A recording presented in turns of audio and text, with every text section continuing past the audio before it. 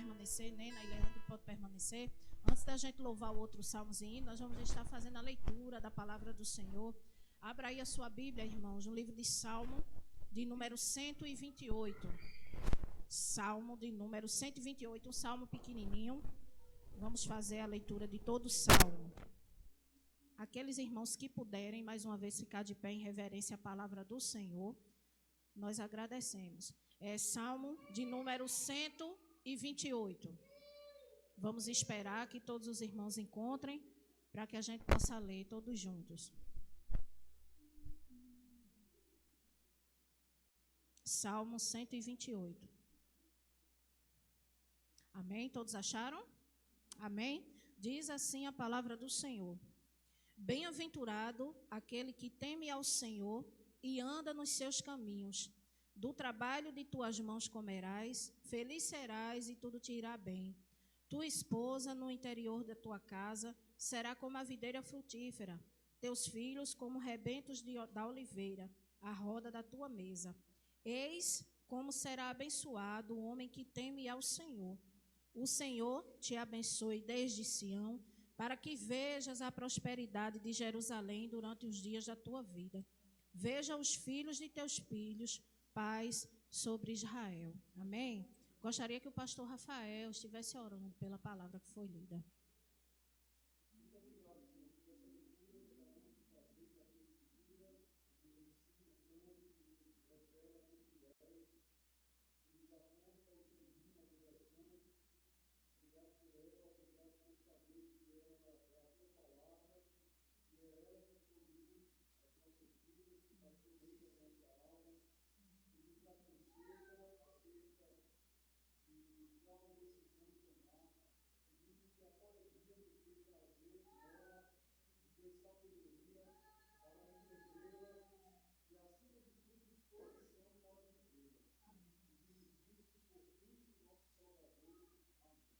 Amém. Pode sentar, igreja. Amém. Nós estamos felizes, né? Podemos aqui contemplar, né, alguns visitantes, né? Que Deus possa estar abençoando a vida de cada pessoa que entrou aqui nesta tarde, né? Estamos felizes de ver Val aqui juntamente conosco, né? Depois de tudo que passou, mais um milagre do Senhor em nosso meio. Amém? Então vamos estar saudando, irmãos, os nossos visitantes. Vamos lá?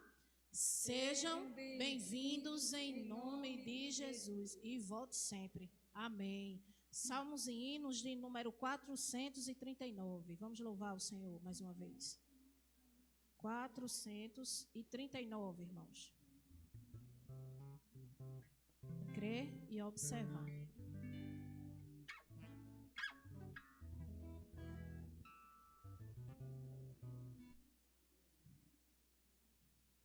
Em Jesus confiar, sua lei observar.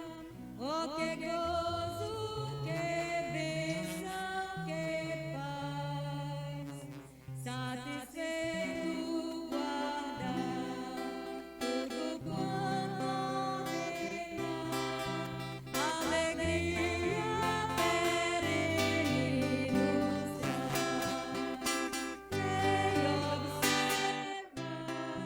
Tudo concorda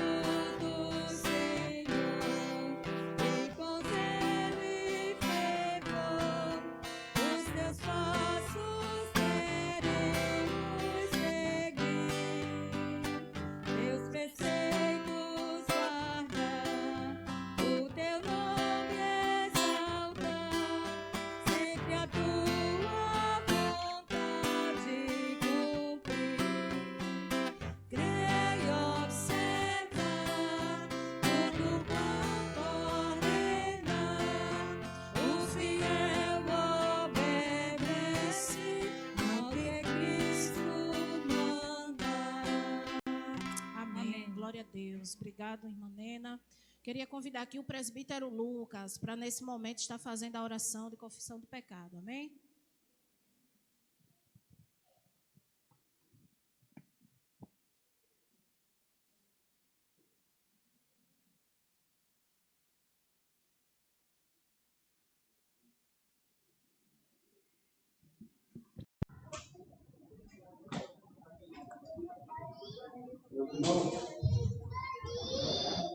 Meus irmãos, graça e paz a todos.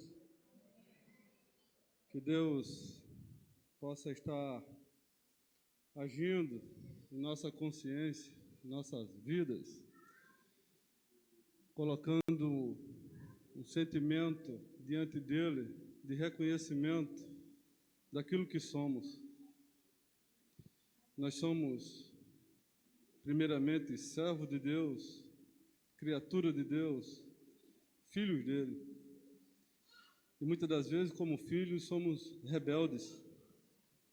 E como rebeldes que somos, nós pecamos diante desse nosso Pai, diante desse nosso Deus, e que venhamos ter a consciência de nos colocarmos diante dele e pedindo a ele misericórdia, como fez Davi, como fez tantos homens de Deus, que mesmo reconhecendo que pecador era, se colocava diante de Deus, pedindo seu auxílio, sua misericórdia, sua benevolência.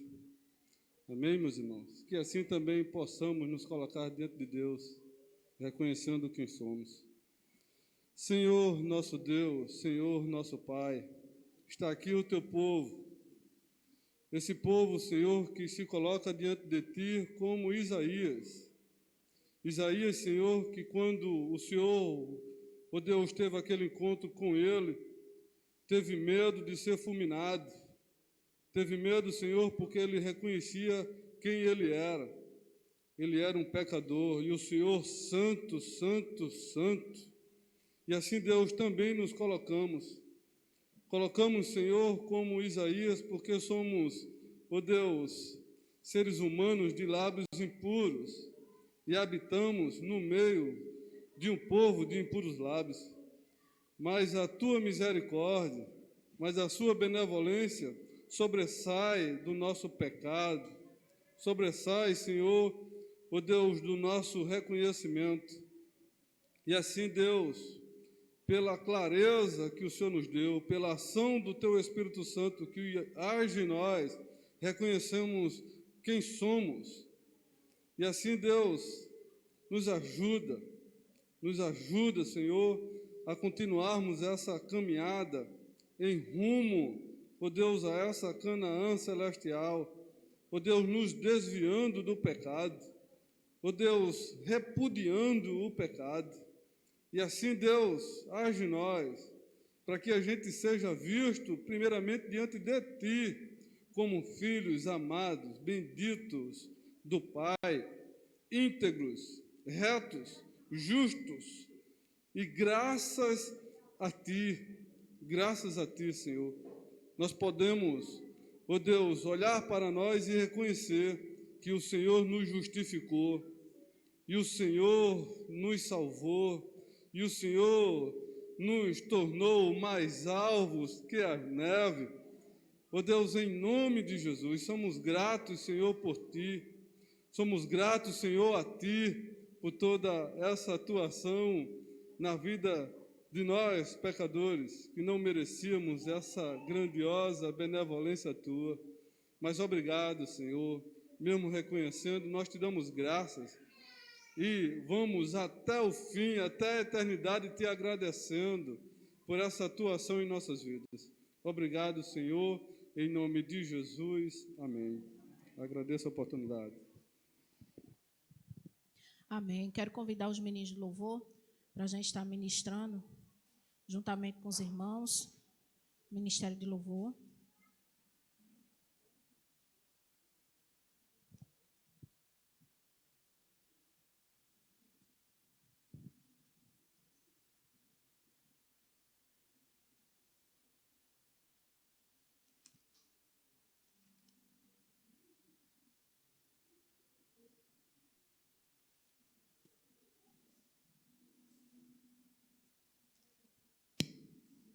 Meus irmãos, a graça e a paz do Senhor Jesus, amém?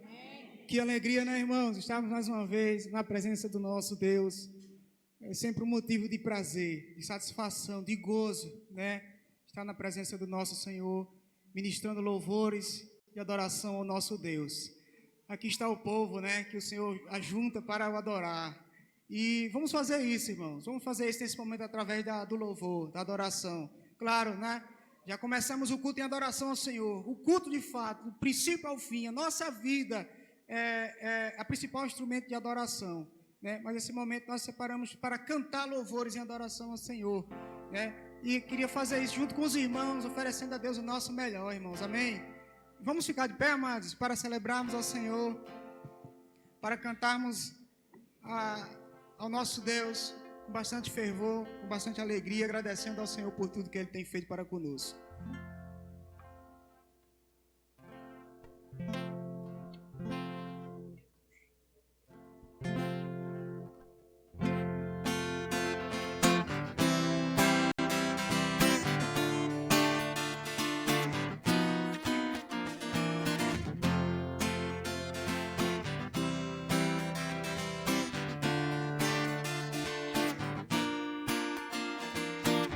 Eu te agradeço, Deus, por se lembrar de mim, pelo teu favor, é o que me faz crescer. Eu vivo pela fé e não vacilo, eu não paro, eu não desisto. Sou de Deus, eu sou de Cristo.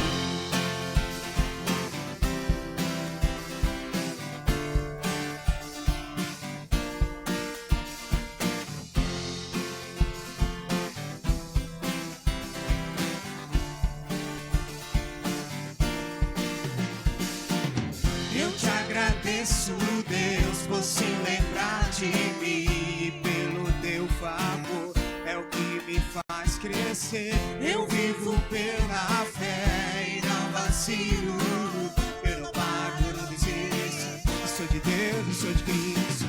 Você mudou a minha história e fez o que ninguém podia imaginar. Você acreditou e isso é tudo.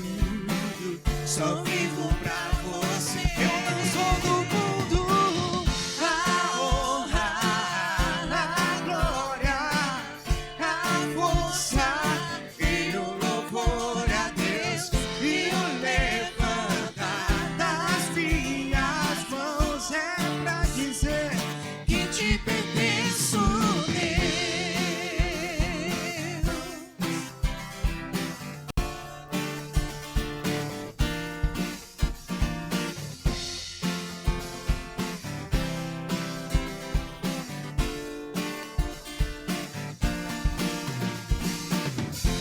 Agradeço, Deus, que no deserto não me deixou morrer e nem desanimar.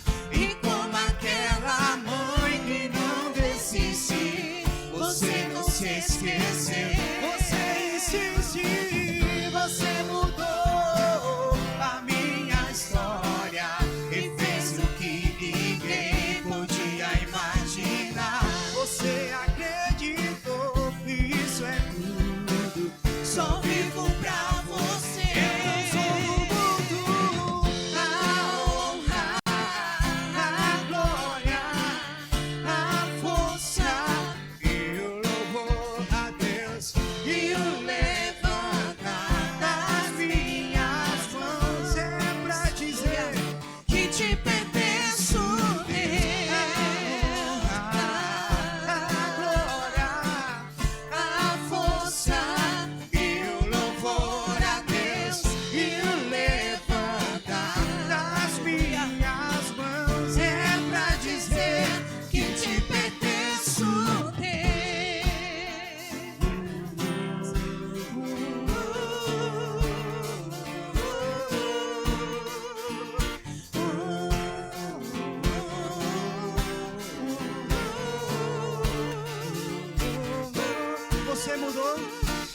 Você mudou a minha história e fez o que ninguém podia imaginar. Você acreditou isso é tudo. Só vivo pra você. Eu não sou do mundo.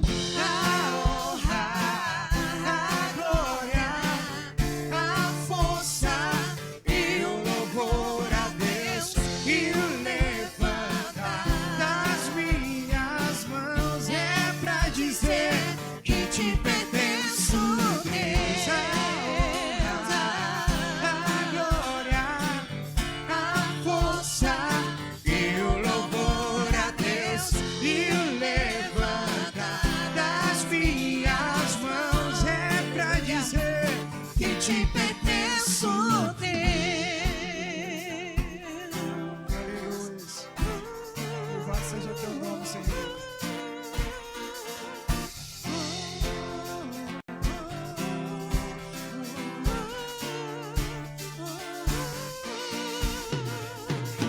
Aleluia. Aleluia. Glória a Deus. Louvado seja o nome do Senhor.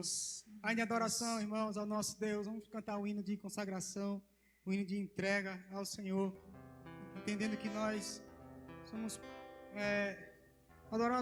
adoradores que o adoram ao Pai em espírito e em verdade, né? O principal instrumento de adoração aqui somos nós. É a nossa vida diante do Senhor. Amém? Que possamos cantar esse hino fazendo a nossa entrega, consagração ao Senhor.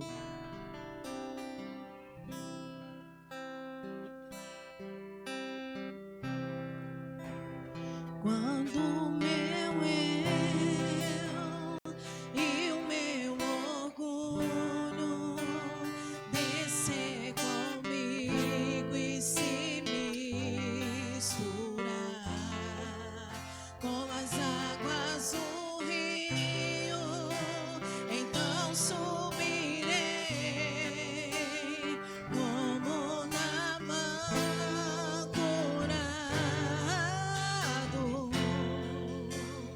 Eu abro mão de tudo que sou, só pra servir-te, ó meu Senhor.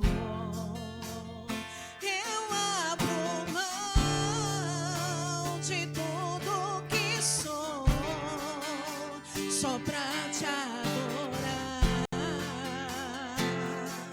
Senhor, Senhor. Quebra meu orgulho, eu quero descer e mergulhar nas águas do teu amor. Me purifica,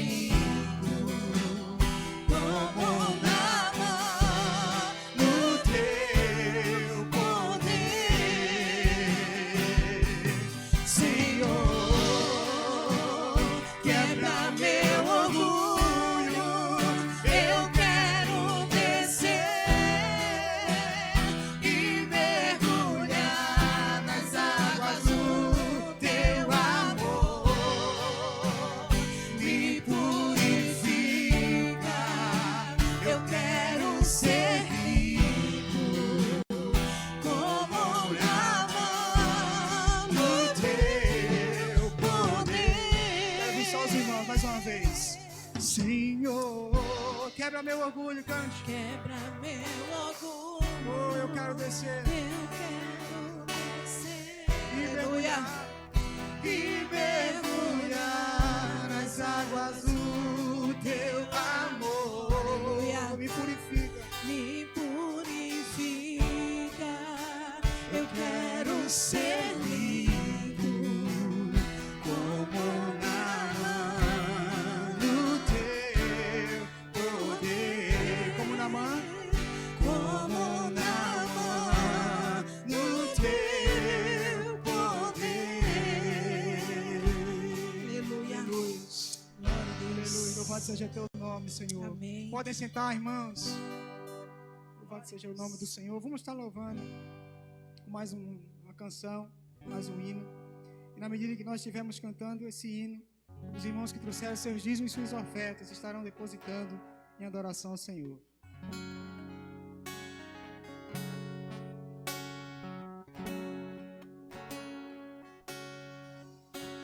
Eu sei que foi pago um alto preço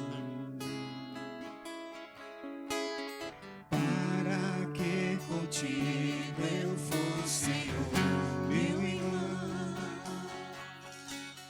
Quando Jesus derramou sua vida, ele pensava em mim, ele pensava em ti, pensava em nós. Sei que foi pago um alto preço para que contigo eu fosse o meu irmão. Quando Jesus derramou sua vida, ele pensava em mim, ele pensava em ti, pensava em nós, e nos via redimido com seu sangue, lutando um bom combate do Senhor, lado a lado trabalhando, sua igreja edificando e rompendo as barreiras pelo amor. E na força do Espírito Santo nós proclamamos aqui que pagaremos o preço de sermos um só coração no Senhor. E por mais que as trevas militem e nos tentem separar, com os nossos olhos em Cristo Jesus, unidos iremos andar. E na força do Espírito Santo nós proclamamos aqui que pagaremos o preço de sermos um só no Senhor. E por mais que as trevas vivem e nos tentem separar, com os nossos olhos em Cristo Jesus, unidos iremos andar, unidos iremos andar,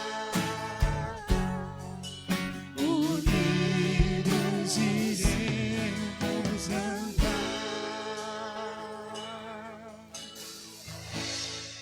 Amém. Amém. Que Deus continue abençoando a sua igreja. Amém. Quero convidar já o pastor Rafa para vir para cá para a gente orar. Quem é a tia que vai ficar com as crianças? Amém. Tia Josi, vamos orar por você também. Amém? Oremos, igreja. A ti, meu Pai, por tudo que já foi feito, Senhor, por cada louvor entoado, Senhor, pela leitura da Tua palavra. Neste momento eu quero Te agradecer, Senhor, pelos dízimos e ofertas aqui colocados, Senhor. Abençoa cada um que contribuiu, aqueles também que não puderam contribuir, que o Senhor possa estar abrindo outra oportunidade, Senhor, abrindo portas de emprego, Senhor, aqueles que necessitam, para que também possam ajudar, Senhor Deus, financeiramente, Senhor Deus, a tua obra. Pai querido, quero te pedir pela vida de Josi, que vai estar também ministrando, Deus, a tua palavra ao coração dessas crianças, que elas venham também estar atentos, Senhor Deus, dentro do seu entendimento, mas que também possam estar aprendendo a tua palavra. Usa, Senhor Deus, Josi, da maneira que o Senhor quer para pregar a tua palavra a essas crianças, Senhor. Pai querido, quero também te pedir, Senhor, pela vida do pastor Rafa, que vai estar ministrando a tua palavra, Senhor Deus, neste momento, também a ceia daqui a pouco. Pai querido, queremos te pedir, Senhor Deus, mais uma vez que o Senhor use o teu servo da maneira que o Senhor quer. Pai querido, que nós venhamos estar com os nossos corações e mentes abertas, ó Deus, para aprender e entender aquilo que o Senhor quer tratar com cada um de nós essa tarde. Essas bênçãos que nós te pedimos e te agradecemos em nome de Jesus. Amém. Pastor?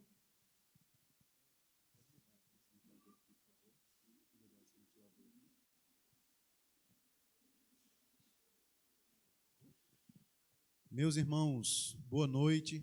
Quero cumprimentá-los em nome de Jesus. Uma alegria grande, mais uma vez, estar reunido com os meus irmãos para celebrarmos ao nosso bom Jesus publicamente nesse dia, domingo, primeiro dia da semana, e realmente o nosso coração se alegra por esse privilégio. Vamos abrir a palavra do Senhor em Tiago, capítulo 4.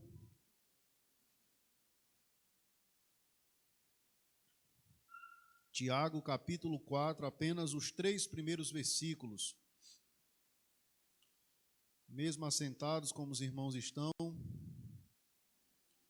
mas com suas Bíblias abertas aí durante a exposição, vamos estar atentos ao que o Senhor quer nos ensinar hoje a partir desse texto aqui de Tiago, capítulo 4, do verso 1 ao verso de número 3. Na verdade,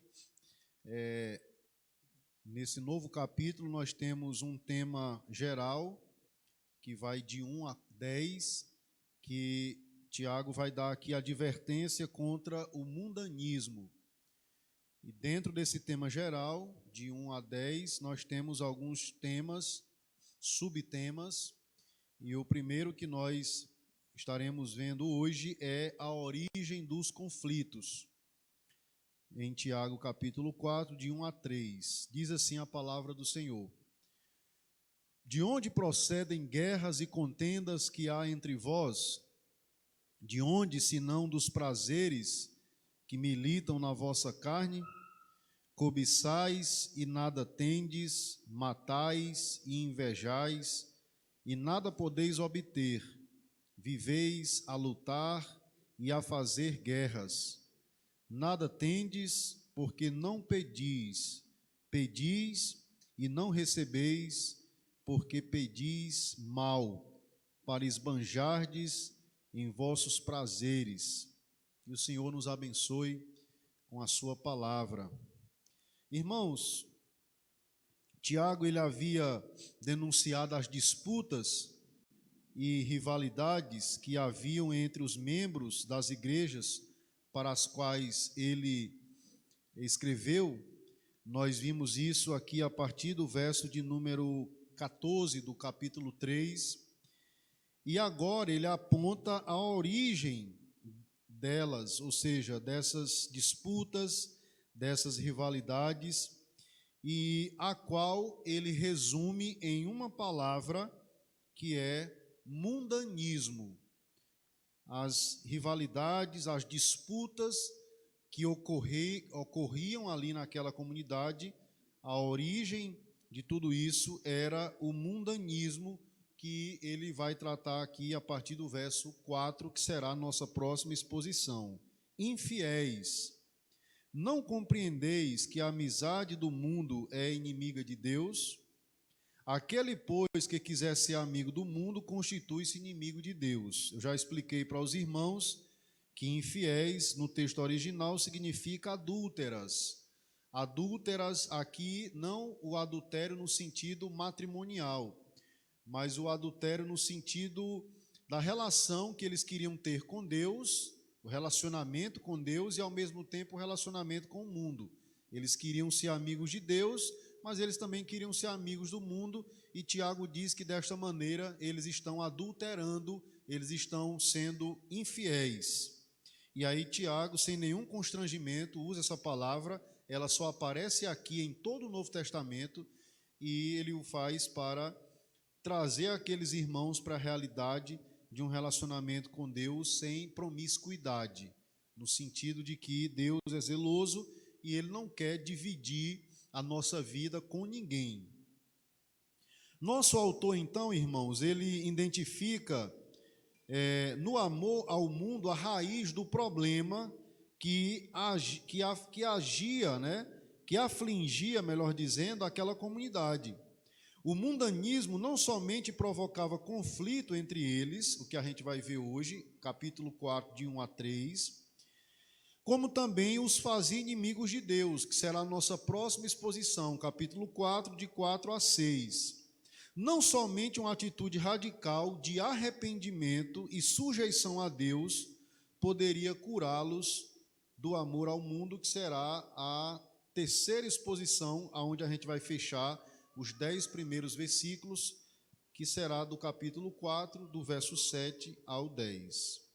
Então, aqui Tiago trata sobre a origem dos conflitos. E aí o texto começa dizendo: de onde procedem guerras e contendas que há entre vós? De onde, senão dos prazeres que militam na vossa carne? O principal desafio que essa passagem aqui nos oferece, capítulo 4, de 1 a 10, é nos levar a interpretar adequadamente e entender o que é que Tiago está determinando aqui, né? Qual é o princípio, qual é a ideia de Tiago aqui. Porque ele diz assim, de onde procedem guerras e contendas que há entre vós, né? Tiago se refere por vós, e aí qual seria o auditório, qual seria as pessoas, o público que ele está se dirigindo quando ele começa o capítulo 4 se dirigindo desta forma. Existem 3 interpretações para essa ideia aqui, e eu queria compartilhar com vocês, e isso vai certamente ajudar a nossa compreensão do texto. 3 possibilidades existem aqui. A primeira, Tiago está se referindo à humanidade em geral, seria uma primeira interpretação, quando o texto diz: de onde procedem guerras e contendas que há entre vós.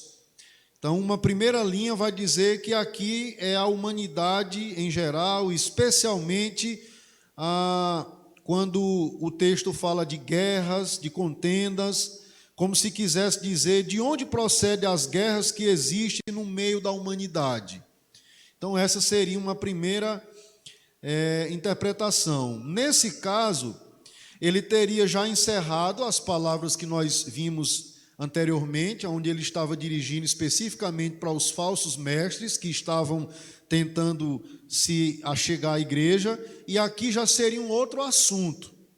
Se essa primeira interpretação é verdadeira, então esse é o raciocínio. Ele encerrou o assunto dos falsos mestres no final do capítulo 3, e agora ele já está tratando de outro assunto.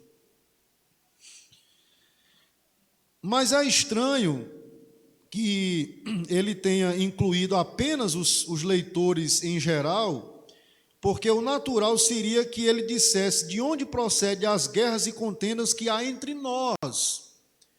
Quando os autores bíblicos eles instruíram o povo, e isso é uma dica para nós que pregamos, que ensinamos, quando a gente prega e ensina, não são vocês que têm que fazer, somos nós. Somos nós que temos que fazer. Quem prega também está ouvindo e recebendo a mensagem. Então, essa primeira interpretação de que esse vós aqui é a humanidade em geral, ela já não tem muito sentido, porque Tiago se exclui. E nas outras passagens, ele não faz isso, ele não se exclui. A gente vai ver, por exemplo, Paulo dizendo em Gálatas capítulo 1, ainda que nós, ou mesmo o anjo, desça do céu e vos pregue o evangelho que vá além do que vos temos anunciado, do que nós vos temos anunciado, seja anátema. Então ele se coloca ali, reconhecendo a sua humildade de que ele era sujeito a falar ou a ensinar alguma coisa que fosse alvo de uma análise, e se fosse errado, que fosse amaldiçoado. Então, além do que o assunto que ele trata aqui é bastante similar ao anterior, então a ideia é que o assunto não encerra no verso 18, mas ele continua no capítulo 4, parecendo mais uma continuidade. A divisão em capítulos e a inclusão dos subtítulos pode dificultar o reconhecimento de que se trata da continuidade do mesmo assunto. Agora, segunda coisa aqui, a segunda interpretação é que Tiago pode estar se referindo aos membros das comunidades judaico-cristãs às quais ele endereçou essa carta. Nesse caso, ele estaria denunciando os conflitos polêmicos, as hostilidades e agressões entre eles. Contudo, isso seria uma espécie de generalização muito ousada. Será que todas aquelas igrejas passavam por esse problema? A gente vai logo concluir que não. Eles não estavam passando, no geral, todas as igrejas por esse problema. Então, essa segunda possibilidade também é descartada. E aí a terceira e última, e aí a interpretação apropriada é que Tiago, ele continua a tratar o assunto dos conflitos entre os mestres. Assim sendo, o vós deve ser entendido primariamente como uma referência aos candidatos a mestre, que são a audiência primeira ali dessa carta, que foi endereçada para eles. Naturalmente, isso não nos impede de aplicar esses princípios e exortações às igrejas de Deus espalhadas pela humanidade, mas a ideia é essa. Então, Tiago, ele inicia esse ponto com uma pergunta: de onde procedem guerras e contendas que há entre vós? O objetivo dele aqui é levá-los a refletir sobre a origem dos conflitos. Para resolver o conflito, eu preciso saber qual é a origem dele, para estancar aquele conflito na fonte. E aí, muitos que aspiravam ao posto de mestres estavam envolvidos nesses conflitos, e aí Tiago, então, quer resolver isso aqui. Muito embora a expressão que há não seja a que ele usa no original, isso é mais uma questão de tradução, mas não vem o caso aqui para nós. O fato é que Tiago, ele havia tomado conhecimento de tais conflitos e ele desejava ajudar aqueles irmãos a cessar aquilo ali, a parar com aquilo ali. Mas para isso era necessário que ele identificasse a origem. E aí o autor, ele diz, ele adiciona aí, ele menciona guerras, ele menciona contendas. O termo guerras significa literalmente conflito armado. Se os irmãos lerem depois Mateus 24, verso 6, vão entender isso. Não devemos pensar, contudo, que a situação havia chegado a esse ponto, que os irmãos na igreja estavam tendo guerras, estavam travando guerras e estavam armados. Não, não é essa a ideia. Não é essa a ideia. O termo é usado aqui como um estado geral de hostilidade entre aquelas pessoas, entre as lutas que eles travavam, e ele chama de guerra, mas isso não no sentido literal de guerra armada. Ele então adiciona outro termo que é contendas, que literalmente significa uma luta corpo a corpo, ou mesmo uma peleja com armas.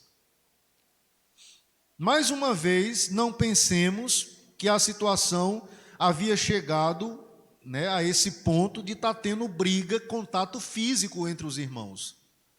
É mais uma expressão que ele usa para a gente entender o combate que estava sendo travado a partir da palavra, não da palavra de Deus, mas da fala. A gente viu isso quando ele tratou sobre o uso da língua. Então era um combate mais, vamos dizer, verbal, que estava acontecendo e que Tiago usa o termo contendas. Então os termos, irmãos, eles são fortes, eles questionam aquela igreja, ele questiona aquela igreja a despertar para uma caminhada mais firme e mais pacífica diante de Deus. O próprio Tiago responde à pergunta com outra: de onde, senão dos prazeres que militam na vossa carne? É como se ele dissesse: pode haver outra origem senão essa? Dessa forma, ele identifica a origem dos conflitos não nas circunstâncias externas, que poderiam até funcionar como atenuantes, mas ele identifica na natureza humana decaída e corrompida dos cristãos. Vemos aqui, irmãos, bem como no restante das Escrituras, que a regeneração não aniquila nem remove a natureza pecaminosa dos cristãos. Preste atenção. Aqueles que foram salvos por Deus, foram transformados pela graça, pelo Evangelho, pela ação do Espírito, e agora são uma nova criatura, isso não anula, isso não retira a sua natureza pecaminosa. É por isso que entra a santificação. É por isso que depois que Jesus nos salva, nos transforma, a gente precisa orar, a gente precisa ler a Bíblia, a gente precisa frequentar a escola dominical, a gente precisa frequentar o culto de oração, a gente precisa frequentar os cultos da igreja, os meios de graça, ou seja, as oportunidades que Deus concede de publicamente a gente se reunir para um crescimento coletivo. Não obstante, a gente precisa fazer esses exercícios também sozinhos, individualmente. Então não há santificação, não há como a gente desenvolver a nossa santificação se a gente relapso com a leitura da Bíblia, com a oração, se a gente não frequenta os cultos, se a gente vai um dia sim e 10 não. Não tem como a gente desenvolver a nossa salvação e nos santificar sem essas práticas, individual e coletiva.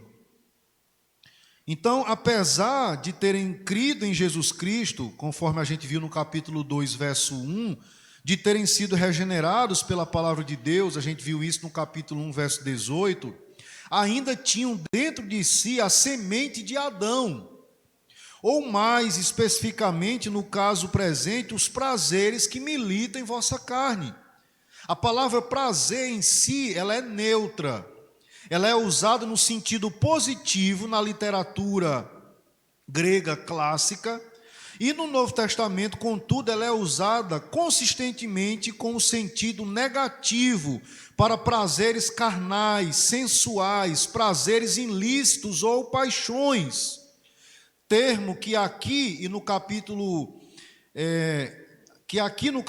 4, verso 3, aqui no capítulo 4, verso 1 e no verso 3, tem essa conotação. Ele não especifica aqui de maneira mais detalhada que tipo de prazer eram esses. Quando eu mencionei aqui essa ideia de prazeres carnais, sensuais, prazeres ilícitos, é a ideia geral que a gente tem na Bíblia. Mas no nosso texto aqui não é dito de maneira específica quais eram esses prazeres.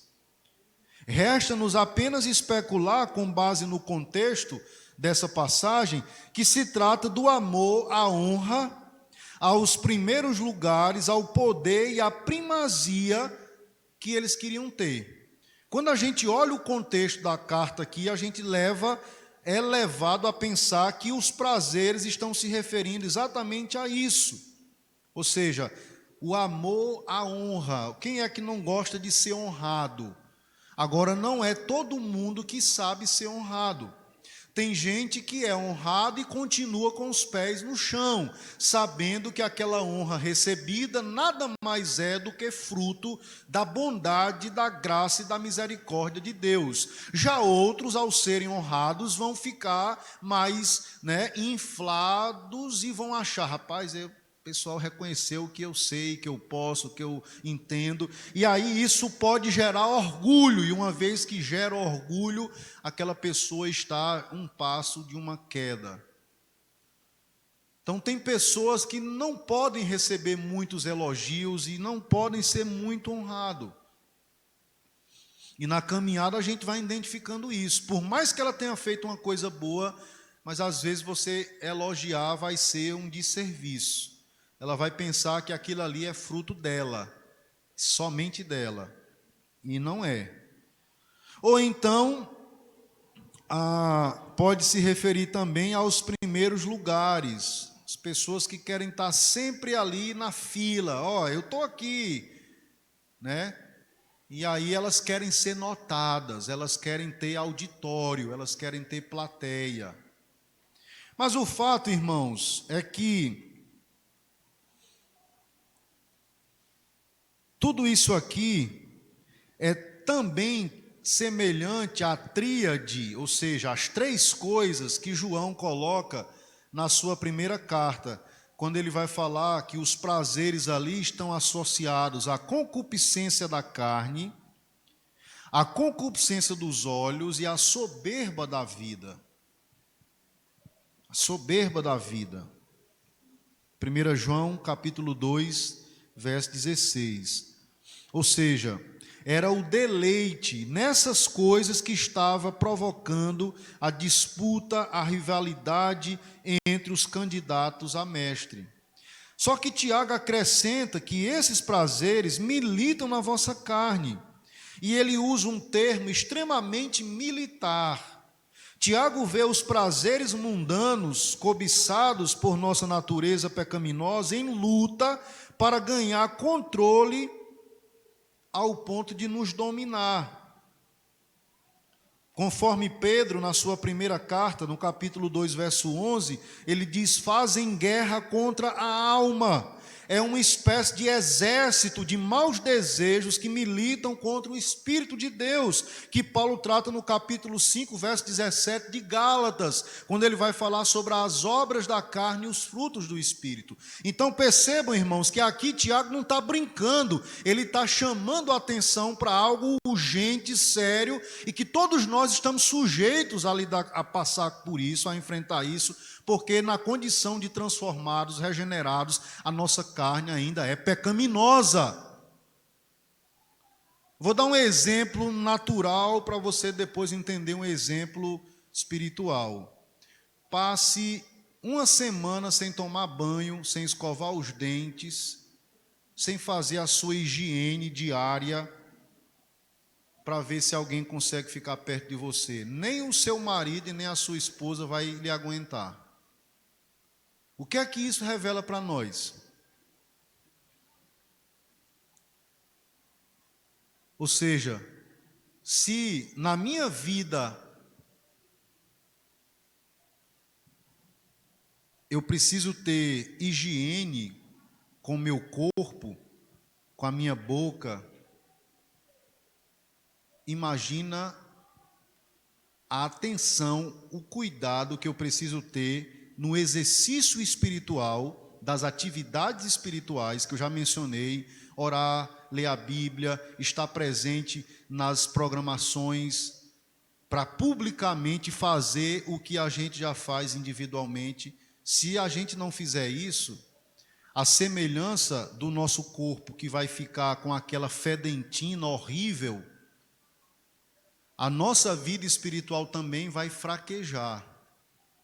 E nós seremos presa fácil aos prazeres da nossa própria carne, às ofertas deste mundo que jaz no maligno e qualquer outro tipo de tentação que possa surgir diante de nós. Então isso aqui não é uma coisa que dá para deixar para amanhã, que dá para deixar para depois, que agora não, isso aqui é para o pastor. Não, isso aqui é para mim e para você, para todos nós. Aqui não tem hierarquia. Isso aqui é para esse grupo, não, aqui é para todo mundo que diz que é crente. Você é crente? Então isso aqui é para você, é para mim, é para nós. Não tem escolha, não é para o cargo, não, isso é para o presbítero, é para o diácono, não. É para aqueles que foram lavados pelo sangue do Cordeiro e que precisam entender que esse exercício, ele tem que começar no dia que Jesus nos salvou, e ele só pode se findar no dia que ele nos chamar, ou então no dia que a morte vier ao nosso encontro. E aqui, irmãos, a gente vai perceber que a santificação ela vai acontecer com coisas simples. Você orar, invocar o nome do Senhor. Se você tiver com os olhos abertos, fechado, em pé, deitado, sentado, de cabeça para baixo, não importa. O que importa é que o seu coração esteja derramado, contrito, diante de Deus. E você vai orar, Ele vai lhe ouvir e vai lhe responder no tempo dEle. Você abrir a palavra com sede, assim como estudante que chega no primeiro dia de aula ou no primeiro dia da faculdade, que está ávido para aprender, para estudar, e você abre a sua Bíblia, não por uma obrigação, para passar o tempo, para alguém não reclamar com você, mas porque você sabe que aquilo ali vai ser alimento para nutrir a sua alma. Para você não ser um crente fraco, raquítico, levado por qualquer vento de doutrina, que alguém chega e começa a falar um bocado de asneira, só porque está com a Bíblia aberta e você acha que aquilo é coisa de Deus. Não, quando você estuda a Bíblia, você vai ter discernimento, você vai ouvir tudo e você só vai reter aquilo que tem fundamento na palavra. Pode ser eu, pode ser qualquer pessoa que estiver ensinando, você só vai receber se tiver fundamento na palavra. E como é que você vai saber se tem fundamento na palavra? Se você tem familiaridade com a palavra, se você estuda, se você examina, se você entende a seriedade das palavras de Jesus, que disse: examinai as Escrituras, porque julgaste ter nelas a vida eterna, e são elas mesmas que testificam de mim. É simples, irmãos. O Evangelho é simples no seu escopo, no seu propósito geral, ele é simples. Quem dificulta somos nós, dizendo que precisa fazer isso, que precisa fazer aquilo. Não, precisa fazer o que Jesus diz que tem que fazer. E onde é que Jesus diz que tem que fazer? Na Bíblia. Agora, quando a gente não lê, a gente fica encrencado, porque qualquer pessoa que chegar e falar uma coisa, a gente vai acreditar.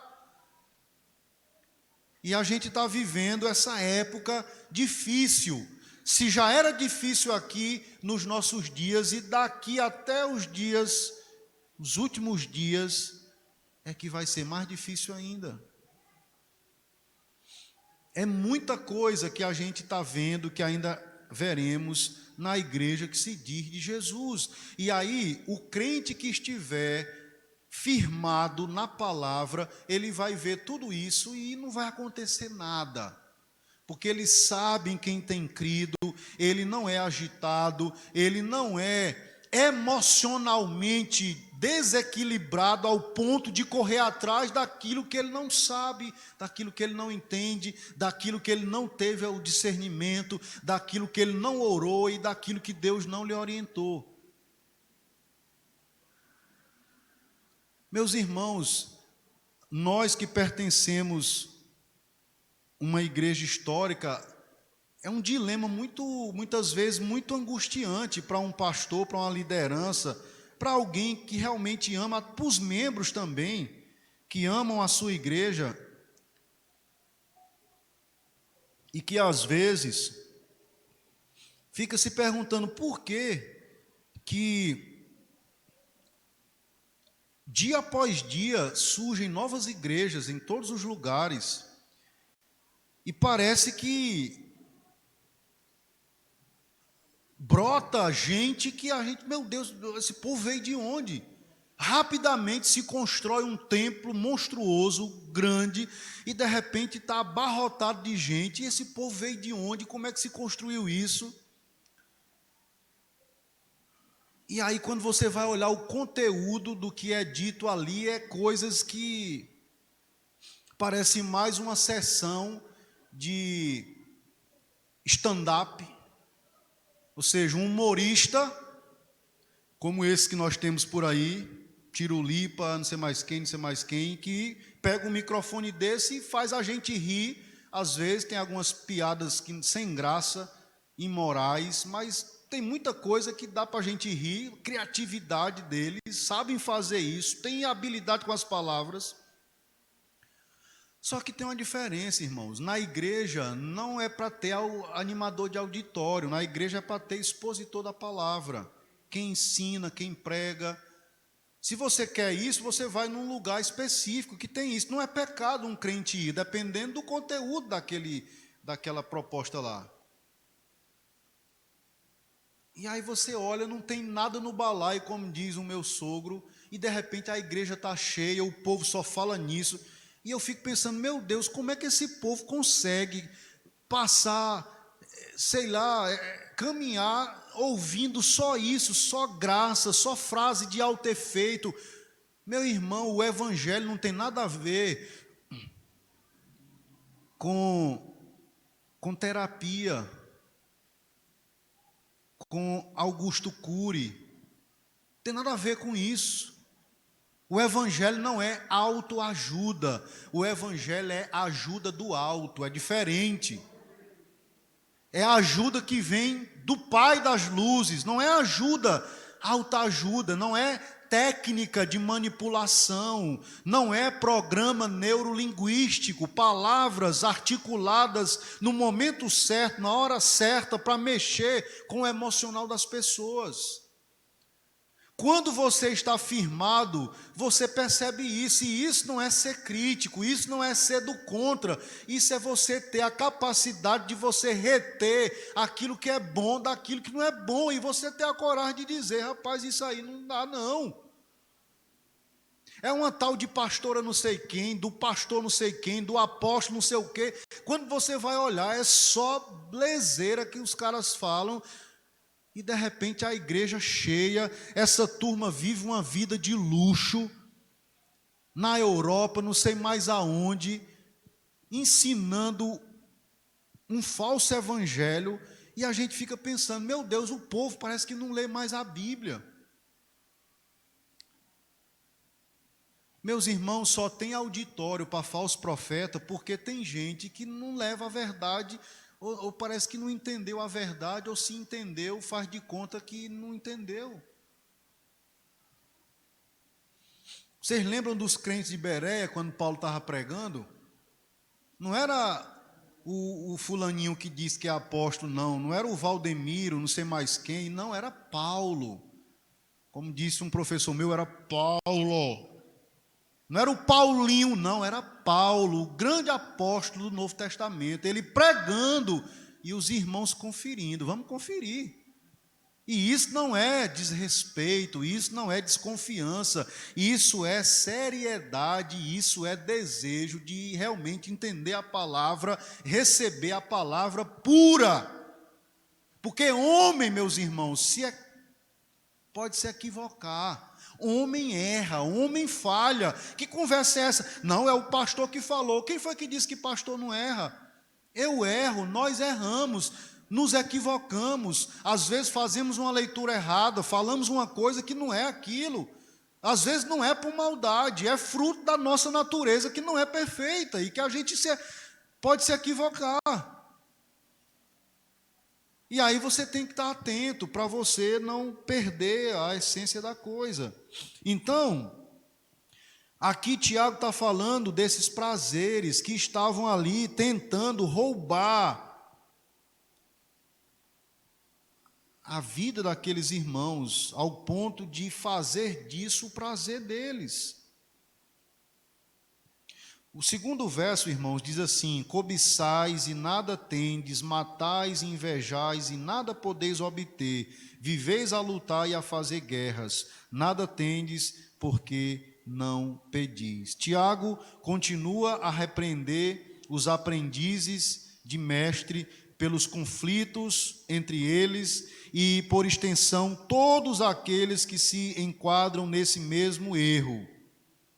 Aqui, o autor expõe de forma detalhada e profunda como o verdadeiro pastor de almas, que conhece a natureza humana, o que acontecia no coração de cada um daqueles possuídos pelo espírito faccioso, ou seja, o espírito de divisão. E aí as afirmações de Tiago revelam o que lhes passava no íntimo: cobiçais e nada tendes. Cobiçar significa literalmente manter o seu desejo focado sobre alguma coisa. Cobiçar, manter o seu desejo focado sobre alguma coisa. Daí a ideia de desejo intenso que vira paixão e cobiça quando se trata de coisas ilícitas. No Novo Testamento, o termo é usado, na maioria das vezes, para designar desejos impuros e ilegais. Romanos capítulo 7, verso 7, Romanos capítulo 13, verso 9, 1 Coríntios capítulo 10, verso 6, Mateus capítulo 5, verso 28. É nesse sentido que Tiago usa a expressão como uma provável referência aos postos de honra e destaque na liderança das igrejas. O fato de que eles cobiçavam, mas nada tinham, pode indicar a frustração destes planos pelo próprio Deus. Contudo, o próprio Tiago dá as causas mais adiante, que são a falta de oração e o amor ao mundo. Por que eles pediam e não tinham? Primeiro, porque eles não oravam, e segundo, porque eles amavam o mundo.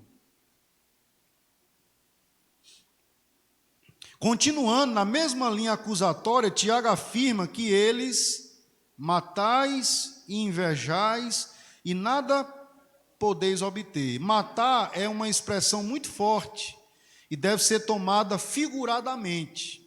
Não é literal o que ele está falando aqui. Como um exagero, uma hipérbole, um exagero. E Tiago, então, ele ainda dá um sentido de inceptivo, né? Ou seja, estáis prontos para matar, a não ser que ele se refira a um caso conhecido em que a disputa pelo poder levou ao assassinato de um deles, o que é inconcebível essa ideia. Invejar significa literalmente ter zelo intenso ao ponto de fervura por alguma coisa. Tiago havia dito no início desse versículo que, apesar de cobiçar, eles nada tinham. Agora ele lhes dá o motivo, ou seja, nada tendes porque não pedis. Talvez Tiago esteja aqui ecoando as palavras do mestre, quando Jesus diz: até agora nada tendes pedido em meu nome, lá de João 16, 24. Jesus ensinou claramente, irmãos,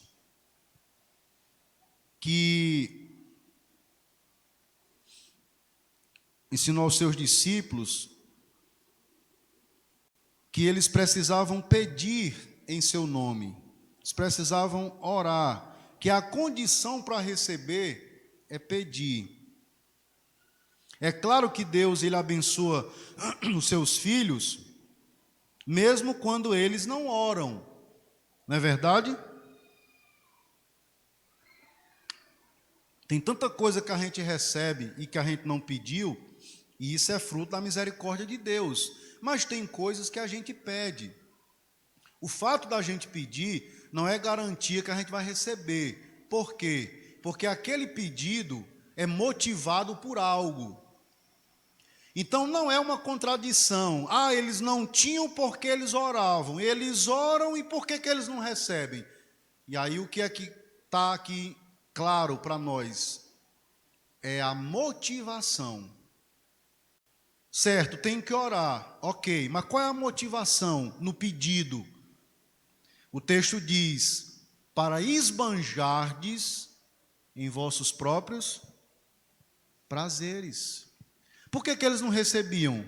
Porque eles pediam mal. E por que eles pediam mal? Porque eles queriam pedir algo apenas para esbanjar nos próprios prazeres deles, ou seja, não era para a glória de Deus. Não era uma oração feita, não era um pedido feito e que se Deus concedesse, Deus seria glorificado. Não. Quem seria glorificado eram eles que iriam esbanjar e dizer, ó, aqui, ó, eu tenho isso, eu recebi aquilo. O termo que Tiago usa para pedir é um dos mais comuns na Bíblia para oração e significa pedir alguma coisa na expectativa de receber. Tiago já havia empregado o mesmo termo nesta carta para assegurar seus leitores de que Deus daria liberalmente sabedoria aos que pedissem, desde que o fizessem com fé. A gente viu isso no capítulo 1, versos 5 e 6. Aqui, no caso, a razão primária, ou primeira, pela qual os cristãos aos quais ele escreve não tinham as coisas que almejavam, era sem dúvida a falta de oração. Tendo como pretexto o temor a Deus, por exemplo, Acais, ele deixou de pedir quando devia ter pedido. Isaías capítulo 7, verso 12. A cobiça, a inveja, o espírito faccioso e outras disposições mentais reprováveis certamente estavam apagando o espírito de oração. Eu lembro de Lutero, meus irmãos, que dizia que no dia que tinha muitas atividades para fazer no reino de Deus, ele precisava no mínimo de 3 horas de oração. E para contrariar aquele pensamento que aqueles homens, né, com aquelas barbas longas, ficavam trancados no gabinete, rodeados de livro, e só trabalhando com a mente, Lutero desconstrói esse paradigma, esse modelo. E ele nos diz que ele não era só da mente, ele também era do coração. E quando ele fala de 3 horas de oração, não é uma força de expressão, era dobrar os joelhos e ficar ali no mínimo 3 horas orando. Já pensou? Aí você pode dizer assim, mas esse povo não trabalhava não, pastor? Trabalhava. É porque acordava cedo para orar. Ou seja, madrugava. E orava 3 horas de joelho.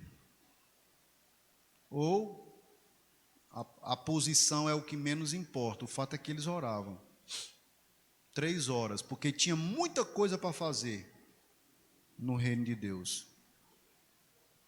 E precisava de combustível.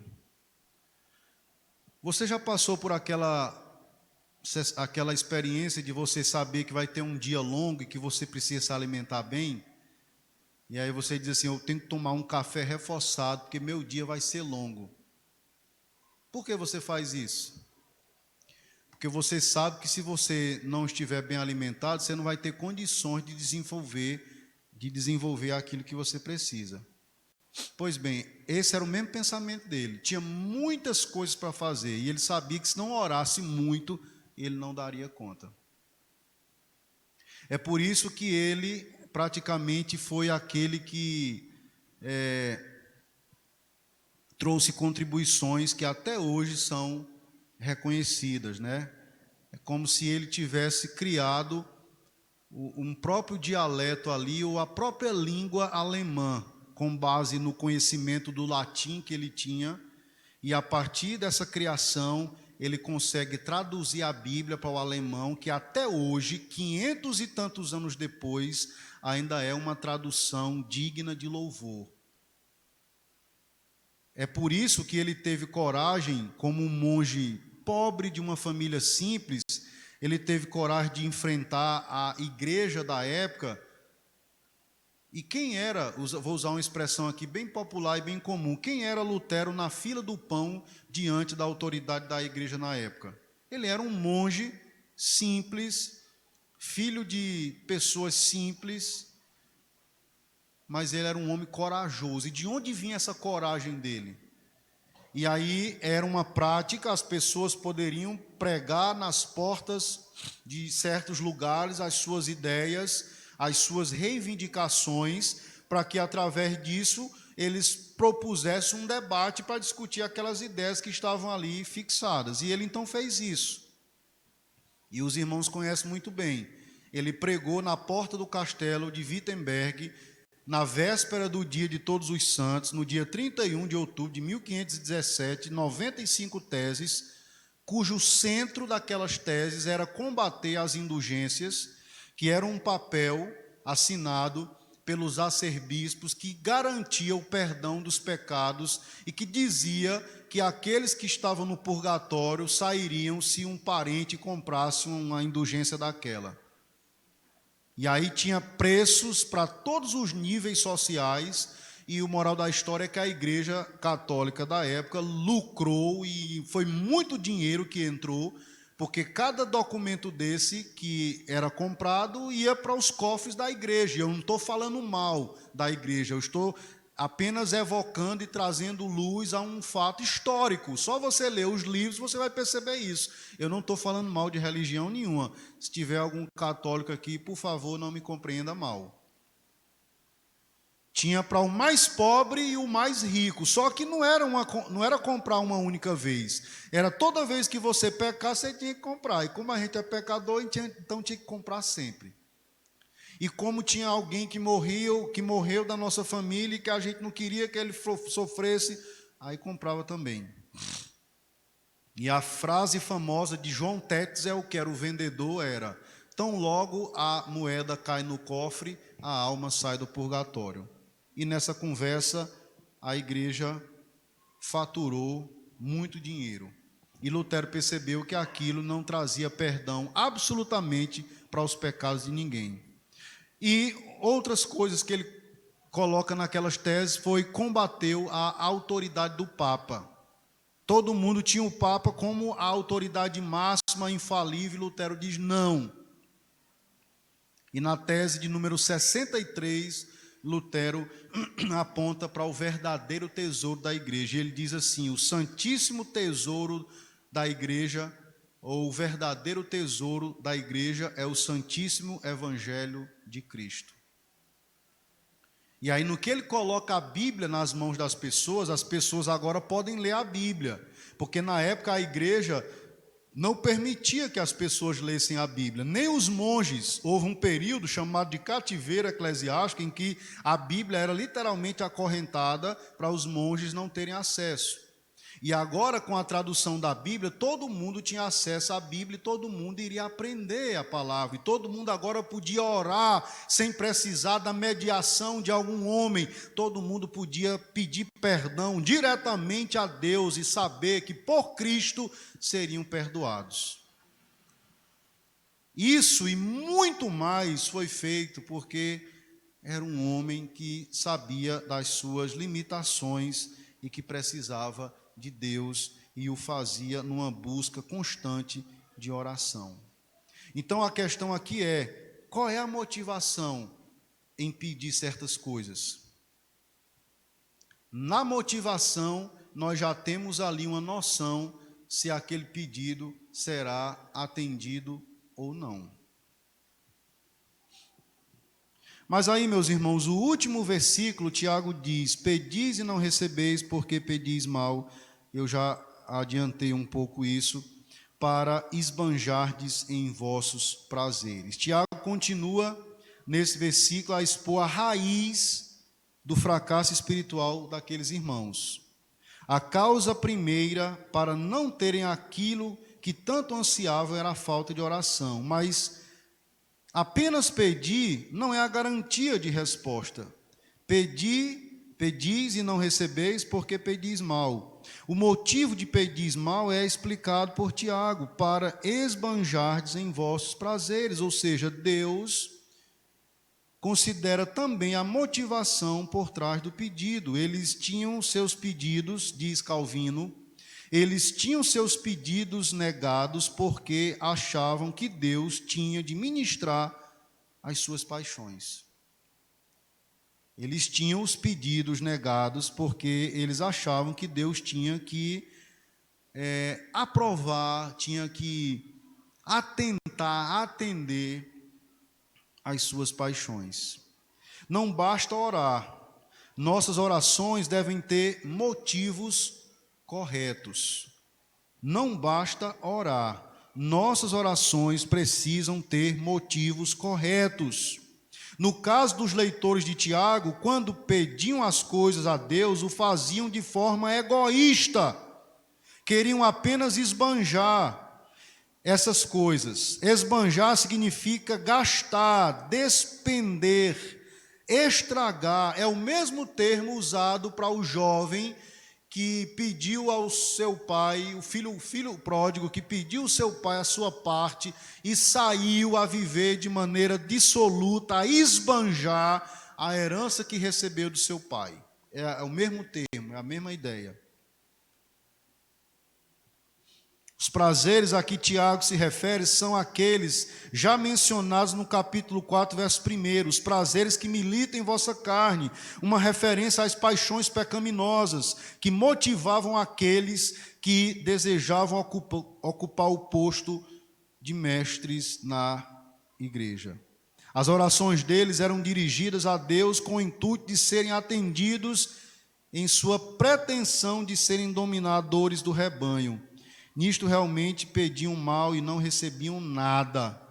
Temos outros exemplos, meus irmãos, de pedidos mal feitos. Os judeus contemporâneos de Jesus, eles pediam sinais a Paulo, a Jesus primeiramente e depois a Paulo. Jesus fez, eles não creram, aí eles pediram a Paulo, aí Paulo não atendeu, por que eles estão pedindo algo que Jesus já mostrou e eles não acreditaram?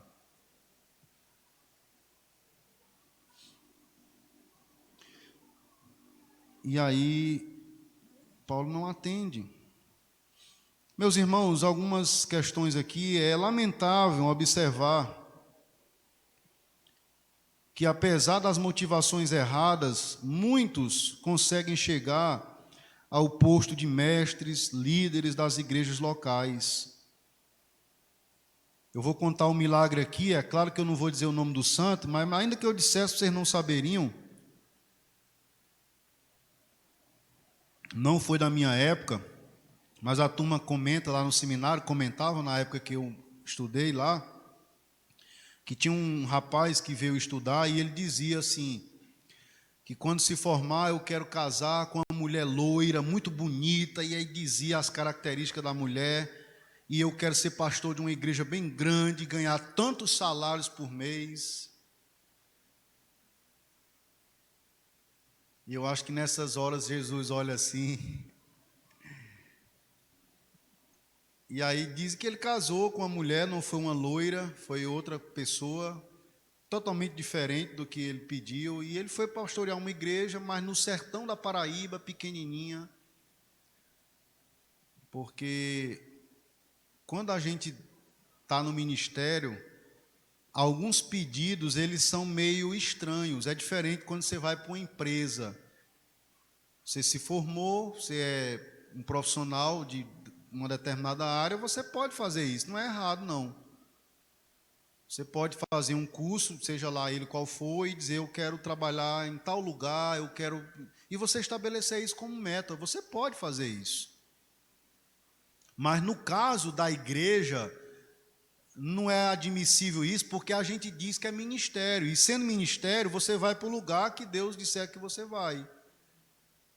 Pelo menos é assim que funciona. E aí lá você vai ter o necessário para você viver dignamente. Então, às vezes, a gente fica pensando, meu Deus, como é que certas pessoas conseguiram passar em concílios, conseguiram passar pela assembleia da igreja, conseguiram ser ordenados. Tanta história, mentira, vaidade, ambição por dinheiro, assim, uma coisa doentio, passando a perna num e no outro para se dar bem. e pintando sempre uma postura de piedade diante da igreja. Chegaram ali, todavia não em resposta das orações, mas sim por causa de política, por causa de amizade, por causa de outros artifícios, por causa de engano, por causa de artimanha, não por causa de resposta de oração. E aí qual é a consequência disso? Um desastre para a vida da igreja. E, consequentemente, para as suas próprias vidas. Meus irmãos, eu quero encerrar com João 3,27, que diz assim: o homem não pode receber coisa alguma se do céu não lhe for dado. Quando a gente entende isso, a gente vai encontrar uma nova perspectiva de oração e vai depender de Deus para fazer aquilo que precisa ser feito. Que Deus nos ajude, que Ele aplique a palavra dEle aos nossos corações e que a gente tenha o discernimento da origem dos conflitos a partir do texto que nós estudamos e que Ele nos ajude a fazer disso a prática das nossas vidas. Curva a sua cabeça e vamos orar. Pai, aplica essa palavra aos nossos corações, ajuda-nos a colocar tudo isso em prática, a sermos por Ti fortalecidos, porque nós somos fracos, falhos, fraquejamos e muitas vezes somos dominados pela nossa própria cobiça e pelas inclinações da nossa carne. Pedimos a Tua ajuda, a influência e o poder do Teu Espírito para nos ajudar a vencer tudo isso. Em nome de Jesus, amém. Meus irmãos, eu quero só registrar aqui a minha gratidão. Ele já esteve conosco aqui, mas hoje veio acompanhado da sua família. Hoje eu vim mais uma vez com o nosso irmão Rodrigo. Queria que ele ficasse em pé, sua esposa Sara, sua filha Júlia e o Isaac, que está ali na sala. O Rodrigo é um irmão querido, licenciado em teologia, está prestes a fazer sua prova aí para ordenação pastoral. Foi aluno nosso e também companheiro dos presbíteros Lucas e Leandro. Uma alegria muito grande recebê-los aqui e desfrutar da companhia deles aí na viagem. Deus abençoe.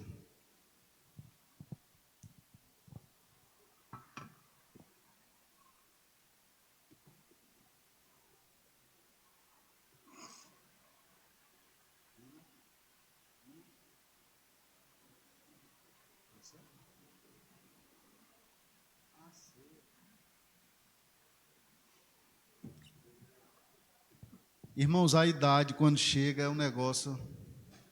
Perdão, viu? Eu já ia entregar a palavra e não estava lembrando da ceia.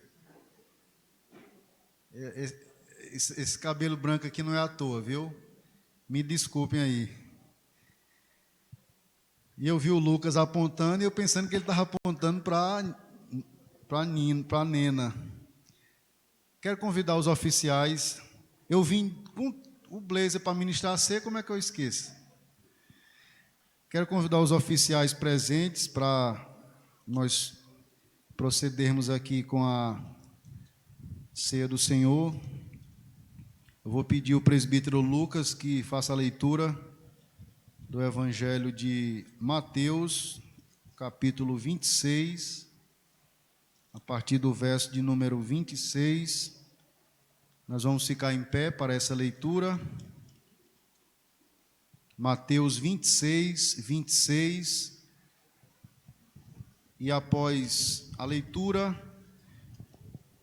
nós teremos uma palavra de oração pelo presbítero Leandro, consagrando os elementos ao Senhor e também pedindo por cada um de nós.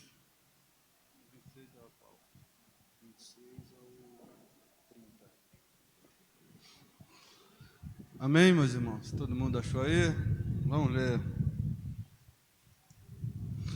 Enquanto comiam, tomou Jesus o pão e, abençoando, o partiu e o deu aos discípulos, dizendo: Tomai, comei, isto é o meu corpo.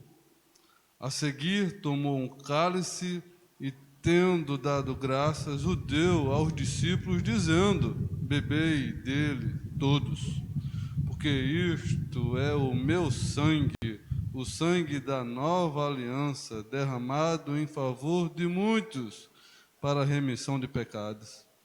E digo-vos que desta hora em diante não beberei deste fruto da videira, até aquele dia em que o hei de beber novo convosco no reino de meu Pai. E tendo cantado o hino, saíram para o Monte das Oliveiras. Que Deus aplique a palavra em nossos corações.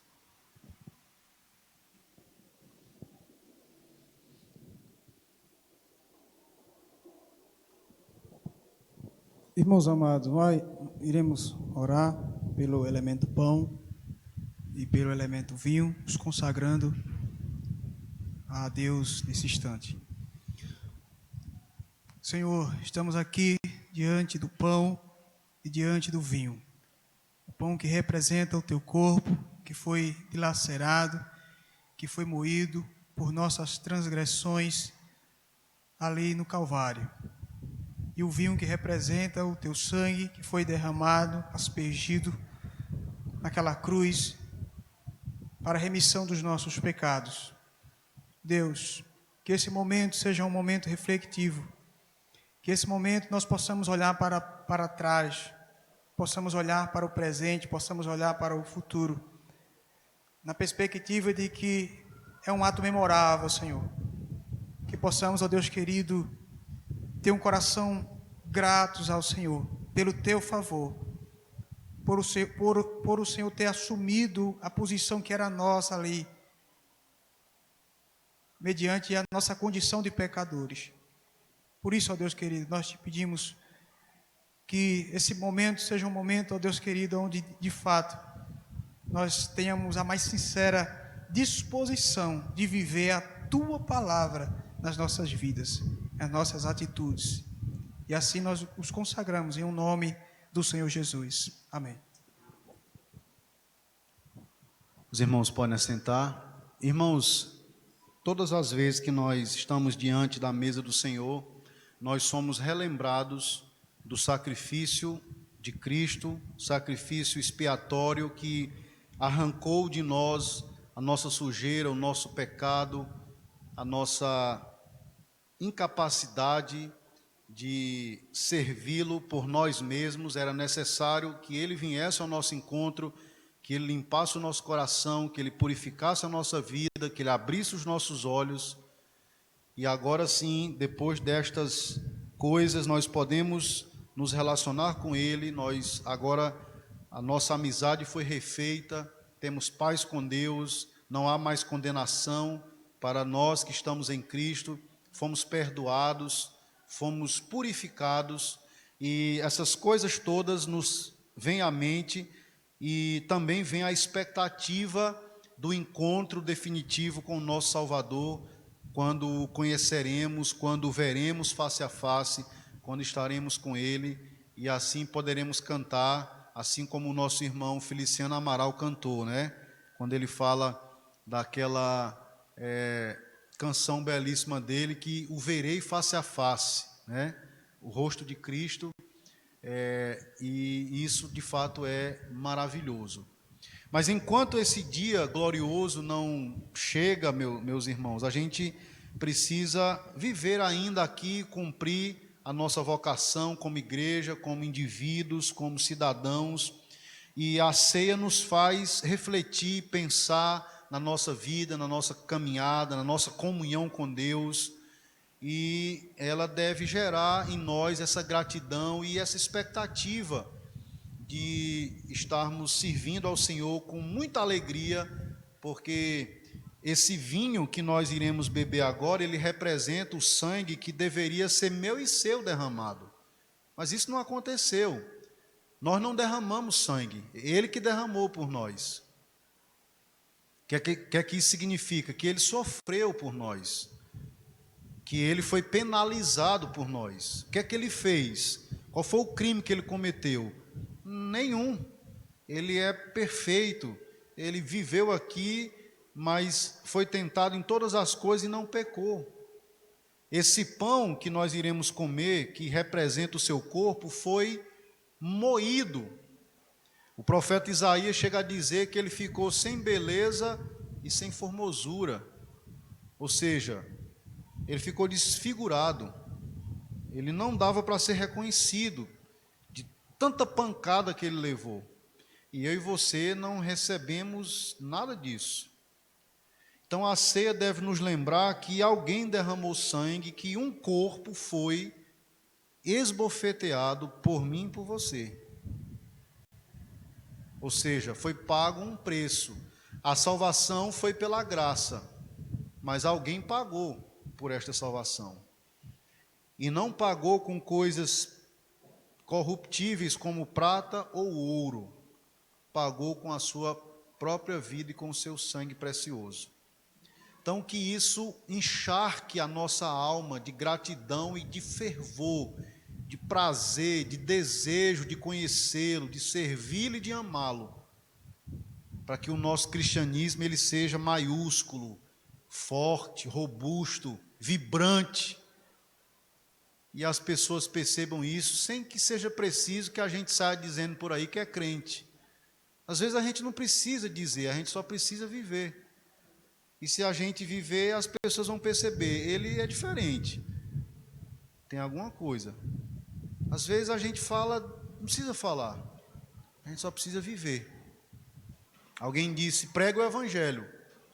E se for possível, fale algumas palavras.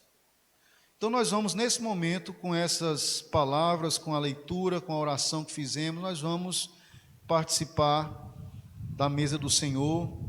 Eu acredito que todos nós aqui já fizemos a nossa autoanálise. O texto diz, examine-se, pois, o homem a si mesmo. Todos nós que somos batizados, somos crentes, estamos em paz com Deus, com o próximo, consigo mesmo, nós devemos fazer essa autoanálise. E aí, certamente, a gente vai ser lembrado do que nós fizemos. Mas aquilo que nós fizemos não deve ser empecilho para nos tirar da mesa. A gente vai confessar, a gente vai pedir a Deus que nos ajude e vai participar. Se você não puder resolver isso agora, você não deixe para depois. Você participe na condição de que você, ao sair daqui, você vai resolver, caso isso seja com alguém. Mas que o pecado não nos afaste da mesa do Senhor. Amém? Nesse momento, os irmãos que irão participar deverão ficar em pé, e aí você vai receber o pão, vai receber o vinho, você vai esperar, e depois, todos juntos, nós vamos comer o pão e vamos beber o cálice.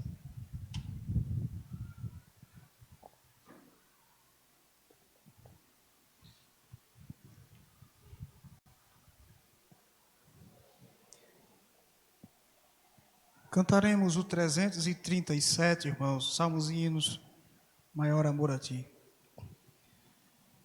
Maior amor a ti, maior amor,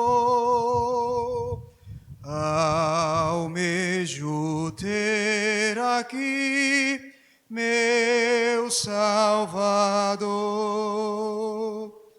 Eis minha petição, põe neste coração, maior amor a ti, Senhor. Em vão aqui busquei descanso e paz, em ti amor achei que satisfaz. A ti vou recorrer, pois quero agora a ter maior amor a ti, Senhor.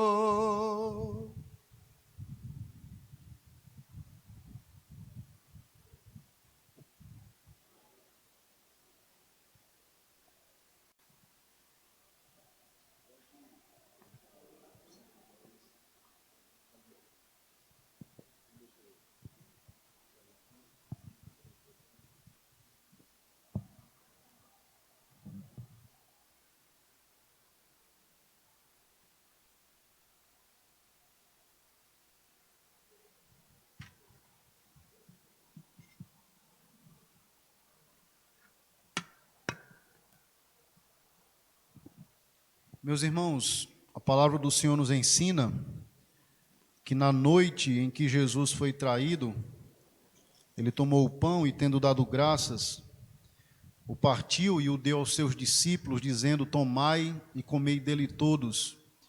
Isto é o meu corpo que será dado por vós. Comamos todos juntos do pão que simboliza o corpo do nosso Salvador.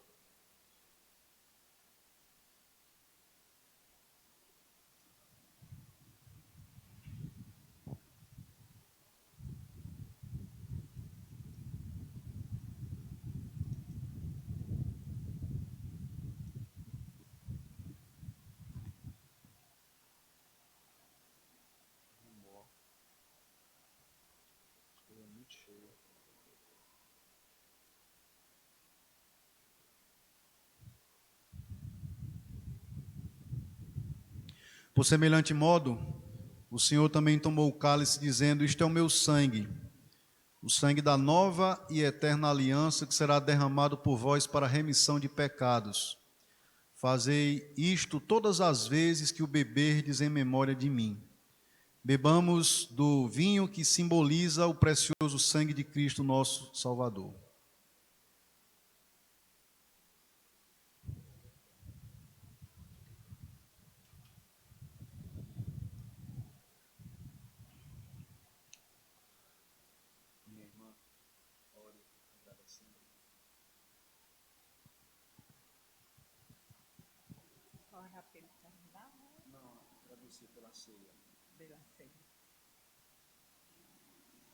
Senhor, muito obrigado, meu Senhor, de estar aqui hoje, neste lugar, que tanto e tantos anos que eu vivo com meus irmãos, em união. A igreja se chama a Igreja da União, e a igreja somos nós. Nós também vivemos em união. E confio no Senhor, que tudo quanto foi pregado desta noite, que nós seja não tão somente ouvintes, mas praticantes. E também, meu Deus, a palavra que nós recebemos foi muito importante para nossas vidas. Devemos, cada um de nós, marcar sempre a pregação para a gente no outro dia ler, refletir naquilo que a gente viu. E quero agradecer, meu Senhor, por este grande momento, meu Pai, a ceia do Senhor, que deixasse, meu Pai querido, o teu filho ser crucificado pelos nossos pecados. Nós não merecíamos, mas pela graça somos salvos. E confiamos em Ti, Senhor, que nós há de caminhar até os nossos últimos dias de vida, ou Jesus vir.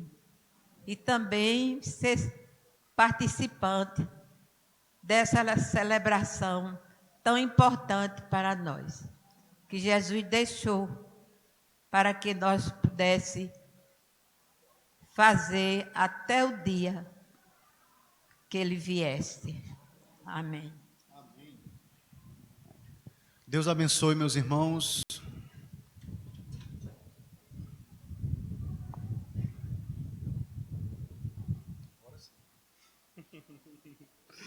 Agora sim, Rafael falou aqui para mim. Pode sentar, meus irmãos. A gente vai dar os avisos.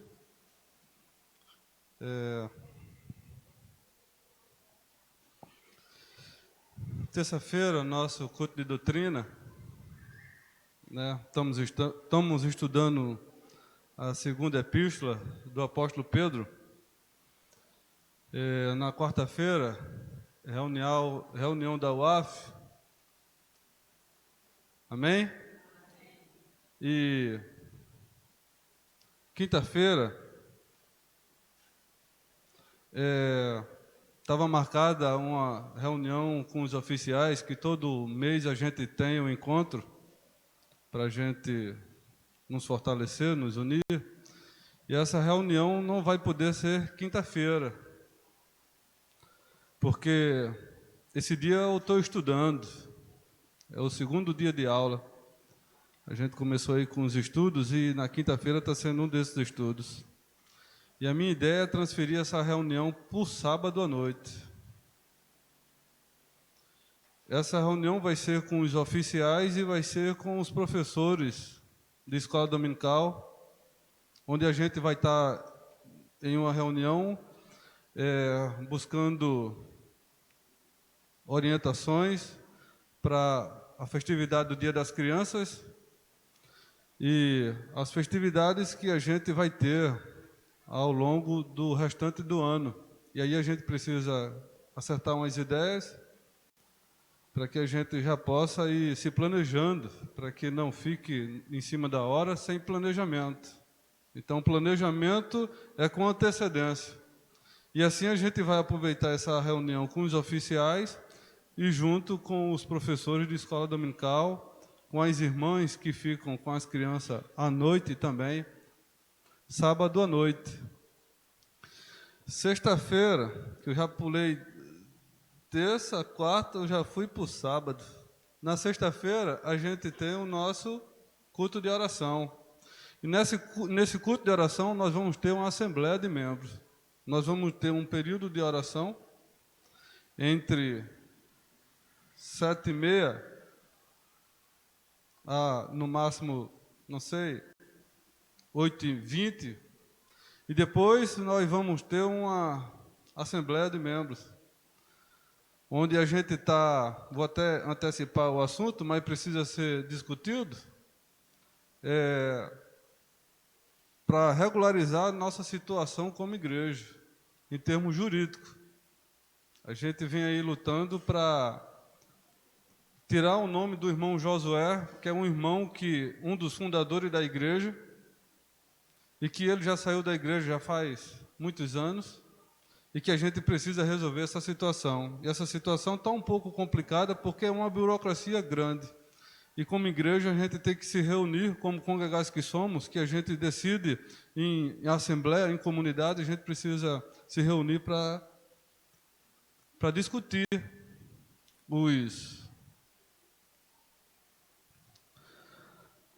como é que eu posso dizer, as ideias, né, que está sendo imposta pelo cartório. Então, sexta-feira, os membros estão convocados. A gente avisou já faz um tempo. E sexta-feira nós vamos ter. Os irmãos entenderam? Amém?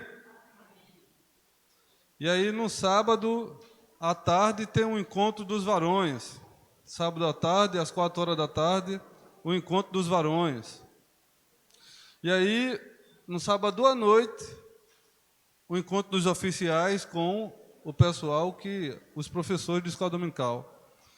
Aí eu falando para minha esposa, aí ela disse para mim, tem que ser renúncia mesmo. É renúncia. Porque é sábado de tarde, é sábado de noite, na sexta-feira vem a oração, e na quarta-feira já tem ensaio, e na terça-feira e não sei o quê, e todo esse negócio. E domingo de manhã tem escola dominical de novo, e domingo à tarde a gente está aqui de novo. Evangelho é renúncia. Crescimento espiritual é renúncia. Tudo para a gente, diante de Deus, a gente tem que renunciar ao nosso eu. Sem renúncia, a gente não cresce. Sem renúncia, a gente não se une. Os irmãos estão entendendo? E ela, eu digo, a gente vai ter que se ajustar aí durante a semana, que ela quer o marido para ir comprar um presente do Dia dos Pais que não comprou ainda. Eu digo, Deus está no controle. Quer comprar a sandalinha de Lili Pimenta. Todo esse processo. E que aí não sabe, porque a feira não sabe, né? Eu digo, não, vamos ver se a gente se ajusta para ir na sexta-feira. Mas esses são os avisos. E qualquer coisa, estamos aqui para tirar qualquer dúvida. Quero agradecer a presença do nosso irmão Apolo, seminarista. Foi parceiro ali em prova. Foi a dupla, eu e ele, a gente fez umas duplas aí. Essa é a Lili Pimenta. A gente fez parceria em trabalhos, muito legal. Que Deus abençoe você, toda a sua família, sua esposa, seus filhos. Deus ilumine vocês. Quero também aqui falar da presença de Val. Val guerreiro. Val sofreu um AVC e... Fique em pé aí, Val. Val sofreu um AVC e a gente levou ele para a UPA, ele sem conseguir andar, para botar esse homem dentro do carro deu trabalho. Mas a gente colocou. E, pela graça de Deus, Val está aqui hoje. Não estava mexendo a perna esquerda, não estava mexendo o braço, a perna direita. O braço e a perna direita, o lado todinho paralisou, não estava falando. Complicada a situação. Mas Deus é o Deus Todo-Poderoso. E Val está aqui junto com a gente. Que Deus te abençoe, meu irmão. Que Deus te ilumine nessa tua recuperação. Tá linda. Você é uma princesa de papai. E aqui é a rainha. Meus irmãos, a gente não é muito de formalidade, não. A gente é do... Amém? Vou chamar Apolo para vir orar aqui. Vem cá, Apolo. Apolo faz a oração final e nessa responsabilidade tu vai orar pela irmã Nena, que vai passar por um processo cirúrgico no joelho. E ela pediu para mim, irmão Lucas, ore por mim. Aí eu já passei a responsabilidade para Apolo. Mas não quer dizer que eu não vou orar, meu irmão. A gente vai estar, a igreja tudo orando por você. Como a gente orou pela vida de Val e Val está aqui. E o pastor depois faz a bênção apostólica. Nena. Saúde, irmãos, com a graça e a paz do Senhor. É uma alegria poder voltar e rever os irmãos. Vamos ficar de pé, amados irmãos? Estar orando ao Senhor nesse momento tão maravilhoso que veio nessa noite. Oremos ao Senhor. Santo Deus, eterno Pai, nós te rendemos graça pelo que és e pelo que fazes por nós. Obrigado por esse dia maravilhoso, onde passamos em Tua presença como igreja, te adorando, louvando e agradecendo o Teu nome e sendo fortalecido por Ti, ó Pai. Nesse momento, colocamos diante de Ti a nossa irmã Nena, Pai, que vai passar por uma cirurgia, que o Senhor esteja com ela, que o Senhor esteja com os médicos, ó Pai, que tudo ocorra na Tua direção, segundo a Tua vontade e para a Tua glória. Que ela possa ter uma cirurgia guiada pelo Senhor, como também uma recuperação. Que possa logo voltar para o Senhor e da igreja, para agradecer a Ti e glorificar o Teu nome. Obrigado, Pai, porque mais um dia a Tua igreja, que é uma parte da Tua igreja espalhada na face da terra, se reuniu para apresentar ao mundo que nós adoramos o verdadeiro Deus. O Senhor das nossas vidas, aquele que morreu em nosso lugar. Nesse momento tão bom, Pai, quanto igreja, aprendemos da Tua palavra. Vimos mais uma vez quão miseráveis somos, que natureza perversa a nós, que muitas vezes tira a paz da igreja, tira a paz da família, por causa dos prazeres da carne. Mas que em nome de Jesus, a Tua palavra nos santifica a cada dia. Que em nome de Jesus, o Senhor mude, ó Pai, isso que estamos vendo nos nossos dias, onde os crentes atuais são reconhecidos como os crentes que não lê Bíblia e crentes que não oram. Que em nome de Jesus possamos sim ser crentes da palavra, ser crentes que dependem do Senhor, que buscam o Senhor, ter comunhão e intimidade com o Senhor. Abençoa esta igreja amada, igreja que o Senhor remiu com precioso sangue. Continua abençoando o pastor Rafael, a liderança dessa igreja, cada membro, cada congregado. Que possamos juntos continuar servindo a esse Deus maravilhoso, como também crescer na graça e no conhecimento do Senhor, sendo sal da terra e luz do mundo para a glória do Teu nome. Essa é a nossa oração, que o Senhor também nos leve, assim como o Senhor nos trouxe, debaixo da Tua proteção, nos direcionando e nos guiando para os nossos lares. Em nome de Jesus Cristo, nosso Salvador. Amém. Amém. Que a graça do nosso Senhor e Salvador Jesus Cristo, o amor de Deus, o nosso eterno Pai, a comunhão e as consolações do Espírito de Deus seja sobre vós e com todo o povo de Deus espalhado sobre a face da terra, hoje e para todos sempre. Amém.